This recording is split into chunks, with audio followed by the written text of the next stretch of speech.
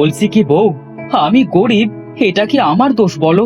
আমি তো কাজ করে খাই, কারোর কাছ থেকে সে খাই না। তাহলে কেন সবাই আমাদের এমন অপমান করে? এইসব নিয়ে চিন্তা করো না তো, তোমার শরীর খারাপ করবে। দেখবে একদিন আল্লাহ সব ঠিক করে দেবে, আমাদের সম্মান বাড়িয়ে দেবেন। এমন দিন কবে আসবে?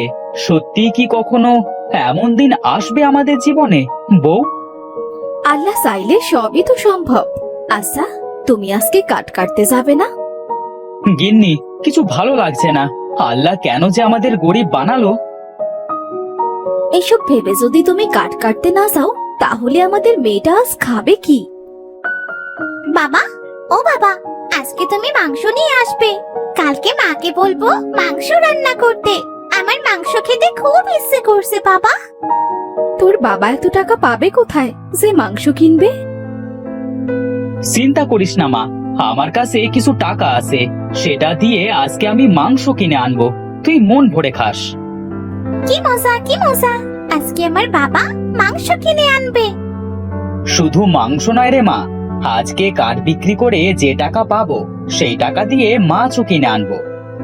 বাবা, তাহলে আমি মাছ আর মাংসগুলো রিয়া কাকিদের ফ্রিজে রেখে আসবো। পাগল মেয়ে আমার। আচ্ছা ঠিক আছে, তুই রেখে আসিস। গিন্নি, আমি জঙ্গলে যাচ্ছি কাঠ কাটতে।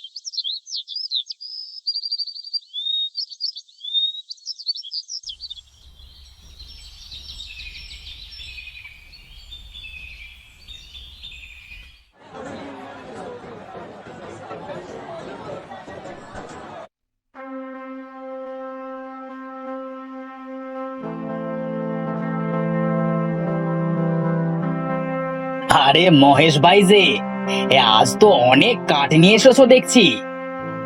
হ্যাঁ ভাই, আজ মেয়েটা মাছ আর মাংস খেতে চাইছে, তাই বেশি করেই কাঠ কেটে আনলাম। এখন এগুলো নিয়ে আমাকে টাকা দাও তো। হ্যাঁ হ্যাঁ, দিচ্ছি। এই নাও তোমার টাকা।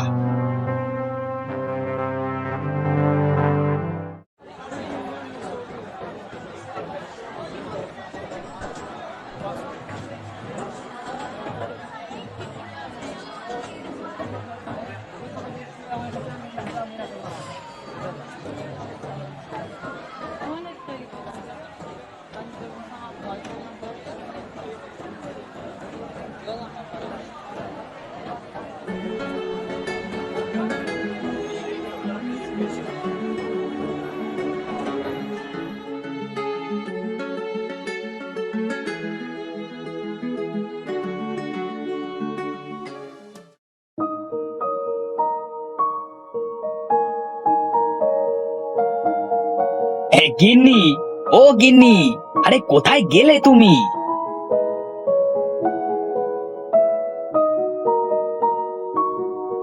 এই দেখো কত বড় মুরগি এনেছি, সাথে মাছও আছে। বলে কি মেয়ের কথায় যে এতগুলো টাকা খরচ করলে? যদি কোনো বিপদ হয় তখন কি করবে শুনি? তোমাকে এত বেশি ভাবতে হবে না, আমার একটা মাত্র মেয়ে। আমার তো আর সবসময় মাংস কেনবার সামর্থ্য থাকে না। এখন টাকা আছে, মেয়েটা খেতে চেয়েছে তাই নিয়ে আসলাম।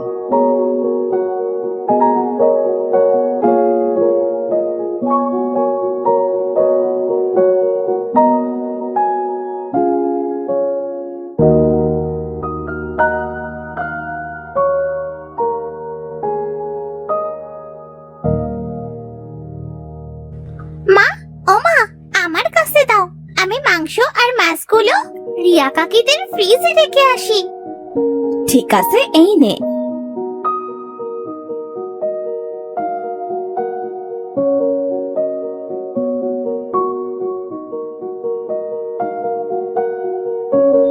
রিয়া কাকি, ও রিয়া কাকি,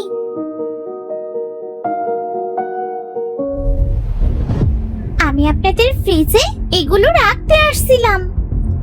আমাদের ফ্রিজে কোনো জায়গা নেই। আমাদের ফ্রিজ কেনার পর থেকে বারবার জাতা নিয়ে রাখতে আসিস রে। তোদের কি লজ্জা করে না, ছোট লোক কোথাকার? এমন করে কেন বলছেন? যেটা কেনার ক্ষমতা নাই সেটার জন্য অন্যদের বাড়িতে আসতে লজ্জা করে না? বেহায়া মেয়ে কোথাকার।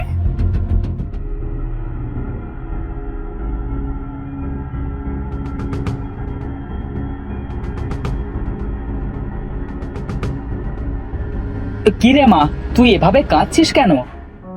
বাবা, রিয়া কাকিদের বাড়ি এগুলো রাখতে যাওয়ায় রিয়া কাকি আমাকে অনেক খারাপ কথা বলেছে। কি বলেছে মা, আমাকে বল। কাঁদিস না মা, আমরা গরিব, তার জন্য আমাদের এমন কথা শুনতে হয়। বাবা, ও বাবা, আমাদের একটা ফ্রিজ কেনো না। কোথায় পাবো রে মা আমি ফ্রিজ কিনবার টাকা? আমার কপালটাই খারাপ, আমি তোর কোনো ইচ্ছাই পূরণ করতে পারি না।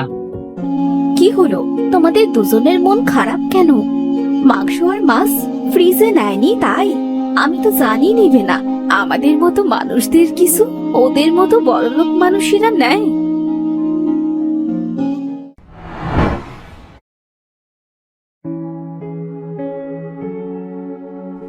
আমাদের তো আর ফ্রিজ কেনার সামর্থ্য নেই। সবাই আমাদের যে কত অপমান করে। কালকে রিয়া কাকিও অন্যদের মতো দূর দূর করে তাড়িয়ে দিল।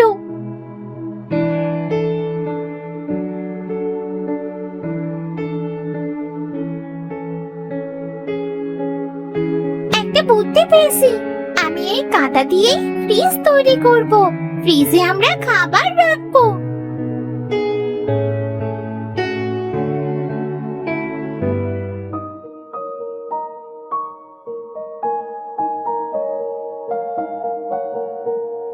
মাটি দিয়ে ফ্রিজ তৈরি করতে কেন পারছি না? আমার যে ফ্রিজ তৈরি করতেই হবে।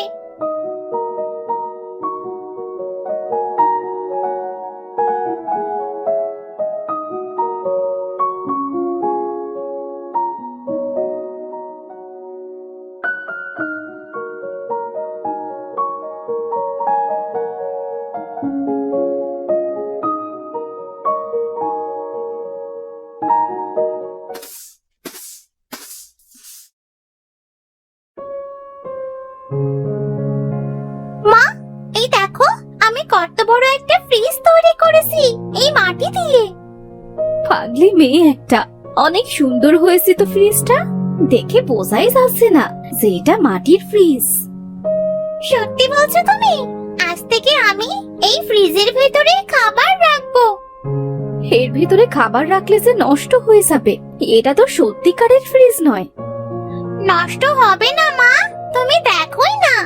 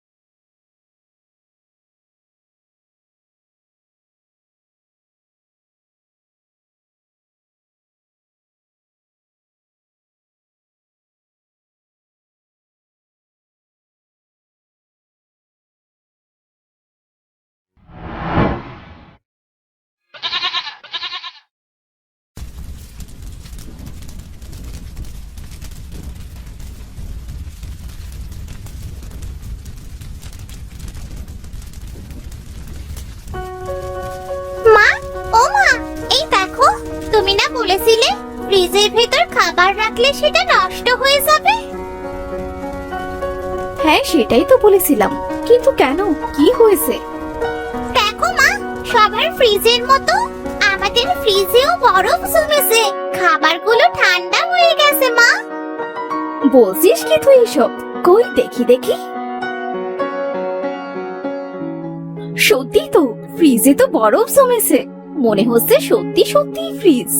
এই আলিয়া, মা আমার, ফ্রিজ তৈরির জন্য মাটি তুই কোথায় পেলি? নদী থেকে এনেছি মা। সেখানে আমাকে নিয়ে চল তো।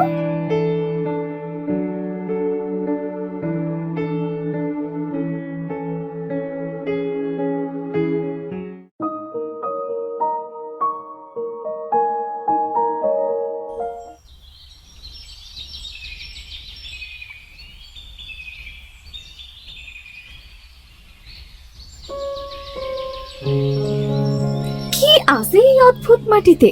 সেখান থেকে ফ্রিজ তৈরি করে নিয়ে গিয়েছে, সেটাই অরিজিনাল ফ্রিজ হয়ে গেছে।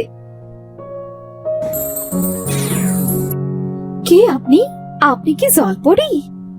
তুমি ঠিক ধরেছ, আমি জলপরি। আমি অদৃশ্য হয়ে থাকি। এখানে তো পানি নেই, আপনি কিভাবে থাকেন? এই শুকিয়ে যাওয়া নদীর শেষ মাথায় অল্প কিছু পানি আছে, সেখানেই থাকি আমি। মাটির ফ্রিজ কিভাবে অরিজিনাল ফ্রিজ হয়েছে সেটাই ভাবছো নাকি তুমি? হ্যাঁ, আসলে মাটির ফ্রিজে কিছু রাখলে সেটা নষ্ট হচ্ছে না, সেটা কিভাবে সম্ভব তাই দেখতে এসেছি। আলিয়া এখানে বসে বসে কাঁদছিল, তার মনের কষ্টের কথা বলছিল। আলিয়ার চোখের পানি আমার সহ্য হয়নি। আমার মেয়ে এখানে এসে তার কষ্টের কথা বলছিল। হ্যাঁ, সেটা আমি সহ্য করতে না পেরে আলিয়ার বানানো ফ্রিজে জাদু করে আসল ফ্রিজের মতো করে দিয়েছি। ধন্যবাদ, আপনাকে অনেক ধন্যবাদ জলপরি। আপনি আমার মেয়ের ইচ্ছে পূর্ণ করেছেন। আমাদের ফ্রিজ কেনার সামর্থ্য নেই। আমি জানি তোমাদের সংসারে অনেক কষ্ট।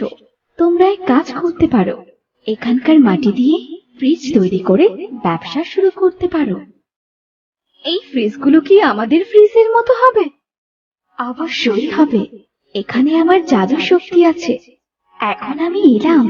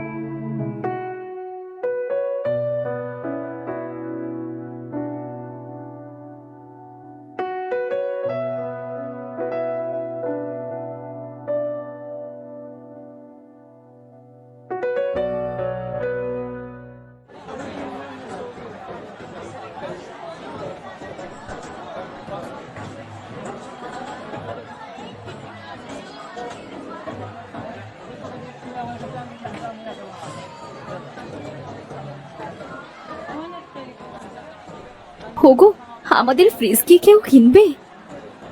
কেন কিনবে না? মাটির ফ্রিজ তো অন্য সব ফ্রিজের মতোই।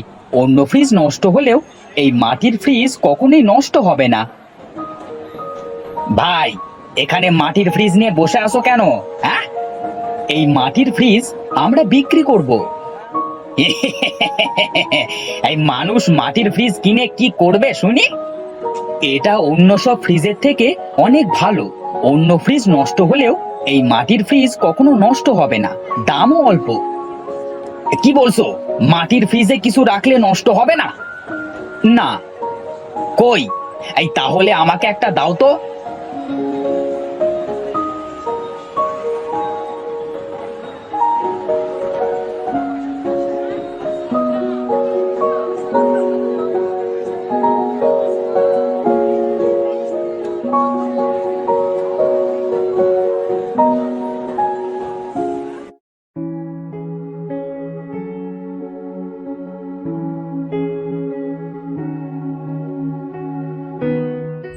ওরা মাটির ফ্রিজ বিক্রি করে করে দিন দিন ধনী হয়ে যাচ্ছে।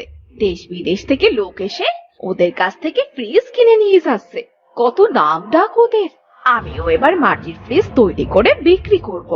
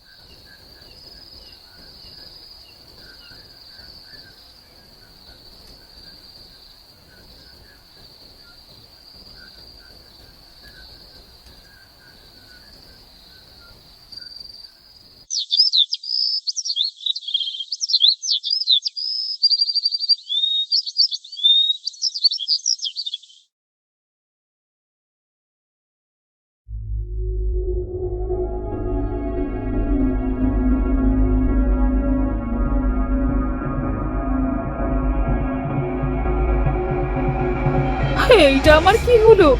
আমার ছেলে মারা কেন গেল?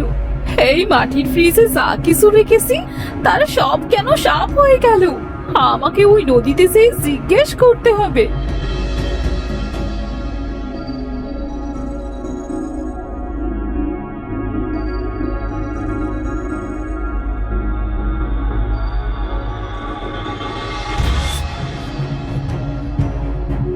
নদীর মাটিতে কি এমন আছে যে আমি ফ্রিজ তৈরি করে তাতে খাবার রাখতেই সেটা সাপ হয়ে গেল?